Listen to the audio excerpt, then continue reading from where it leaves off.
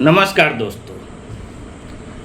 इस दुनिया में आपको बहुत कुछ लोग कहेंगे और उनके कहने पे अगर आप चलते हैं तो आप कभी आगे नहीं बढ़ पाएंगे। एक छोटी सी कहानी है कि समुद्र में एक बच्चे की लहर आती है और उसकी चप्पल को बहाकर लेकर चली जाती है।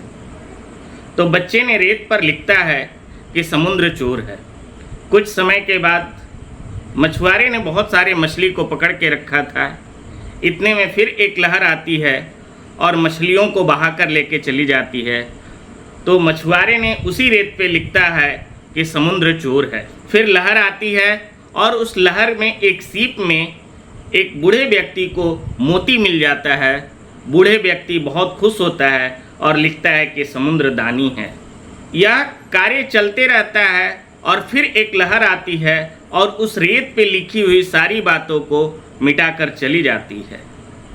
आपको अगर समुद्र की तरह बनना है तो आपको ये नहीं सोचना होगा जिस प्रकार समुद्र ने ये बात नहीं सोचा कि मुझे लोगों ने चोर कहा, दानी कहा, हत्यारा कहा। उस बातों से उस समुद्र को कोई फर्क नहीं पड़ता है। फ़र्क सिर्फ उसे इससे पड़ता है कि मैं अपनी लहरों से बेगानी होते चला गया और मैं अपने लहरों के साथ बहता चला गया।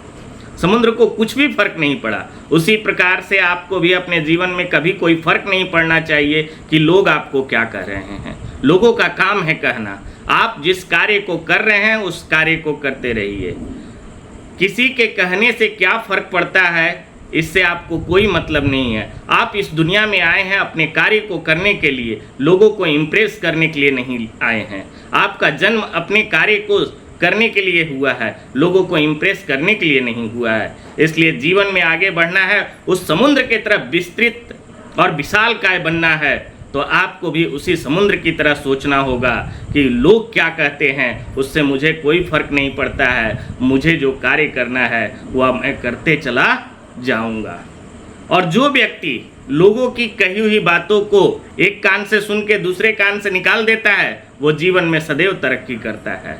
इसलिए दोस्तों, लोगों का काम है कहना और उसको कहने दीजिए। आप समुद्र के तरह मस्ती में चलते रहिए। धन्यवाद दोस्तों।